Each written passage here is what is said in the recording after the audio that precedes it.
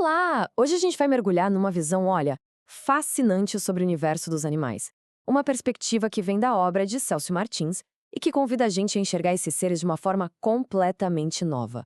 Não apenas como biologia e instinto, mas como verdadeiros companheiros numa longa estrada evolutiva que todos nós compartilhamos. E tudo começa com essa pergunta, né? O que existe por trás dos olhos de um animal? É só uma programação biológica, um conjunto de instintos para a sobrevivência? Ou será que tem algo mais profundo acontecendo ali? A gente vai explorar a ideia de que sim, existe algo muito mais profundo, um verdadeiro caminho de evolução. Para entender essa jornada, a gente precisa primeiro falar sobre o conceito central de tudo isso. A ideia de que existe uma centelha de vida, uma essência, que vai evoluindo através de toda a natureza. E essa centelha tem um nome: princípio inteligente. Pensa nisso como se fosse uma semente de consciência. Uma alma em seu estágio inicial que começa uma jornada gigantesca, passando por todos os reinos da natureza, aprendendo e se tornando mais complexa a cada passo. Ok, mas como é que esse princípio evolui na prática? Como essa jornada acontece? Vamos ver agora o caminho passo a passo através dos reinos da natureza. E essa escada evolutiva é simplesmente fantástica. Tudo começa lá no reino mineral, com o desenvolvimento da simples força de atração. Depois, no reino vegetal, essa centelha aprende sobre a sensação. E aí, finalmente, chega ao reino animal. É aqui que o instinto se refina e os primeiros, sabe, lampejos de inteligência aparecem preparando um terreno para o que viria depois, a consciência e o livre-arbítrio no ser humano. O reino animal, então, é como se fosse uma grande escola. Uma sala de aula fundamental onde essa alma em desenvolvimento forja suas primeiras ferramentas mais complexas. Não é só sobre sobreviver, não. É sobre desenvolver ativamente a memória, o afeto e até mesmo a capacidade de resolver pequenos problemas. E isso leva a gente para uma das questões mais interessantes. Onde é que termina essa programação automática, o instinto puro, e onde começa o pensamento de verdade? O mais legal dessa visão é que ela não coloca instinto e inteligência como opostos. Na verdade, o instinto é o precursor da inteligência. É como uma sabedoria que já vem de fábrica, um automatismo que guia. Já a inteligência é o despertar, os primeiros sinais de raciocínio, de planejamento, de sentimentos que vão além do básico. E a gente vê essa transição o tempo todo, né? Em comportamentos que claramente vão além da sobrevivência pura e simples. Animais que sentem luto, que demonstram uma lealdade incrível, que praticam o altruísmo, que planejam o futuro. Tudo isso são evidências de um mundo interior muito, mas muito mais complexo do que se imagina. Certo.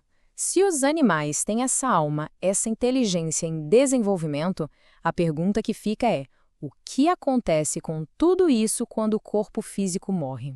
Bom, segundo essa perspectiva, o processo é um pouco diferente do nosso. Para os animais, a reencarnação costuma ser quase imediata. É um retorno muito rápido para uma nova vida física, para continuar o aprendizado sem grandes intervalos entre uma existência e outra. E aqui está um ponto crucial. A reencarnação deles é focada no aprendizado contínuo. Não existe a necessidade de planejar provas ou pagar por erros passados. Por quê? Porque eles ainda não têm o livre-arbítrio completo para fazer escolhas morais complexas. Então, o caminho é sempre de progressão, sempre para frente. E essa visão também traz um conforto, né? A de que, mesmo depois da morte, esses seres não ficam desamparados. Pelo contrário, eles são recebidos, cuidados por equipes especializadas, principalmente aqueles que passaram por grandes traumas. Eles são preparados para o próximo passo da jornada. Essa é a pergunta de US$ 1 milhão, não é? Se não existe uma dívida a ser paga, uma culpa, então por que existe o sofrimento no mundo animal?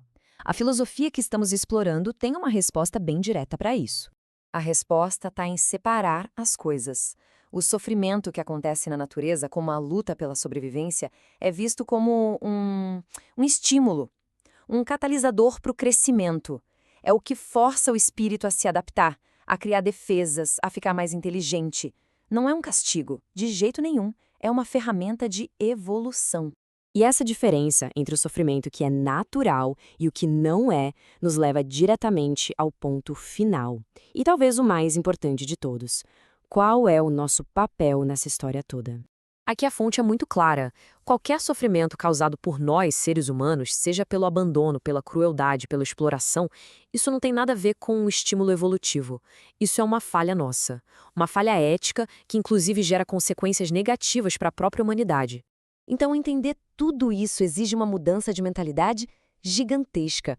É sair de uma ideia de posse, de que o animal é uma coisa nossa, para uma percepção de tutela. É se enxergar como um irmão mais velho, na escala evolutiva, com a responsabilidade de proteger, de cuidar, de auxiliar. E essa frase, ela resume tudo de uma forma muito poderosa. O animal de hoje é o homem de amanhã. A ideia de que estamos todos no mesmo caminho, na mesma jornada. Eles são o que nós já fomos, nós somos o que eles um dia serão. E a gente termina com essa reflexão.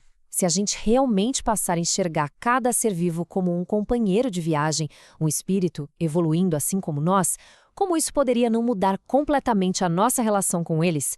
A resposta para essa pergunta talvez seja o que define o nosso próprio próximo passo na evolução.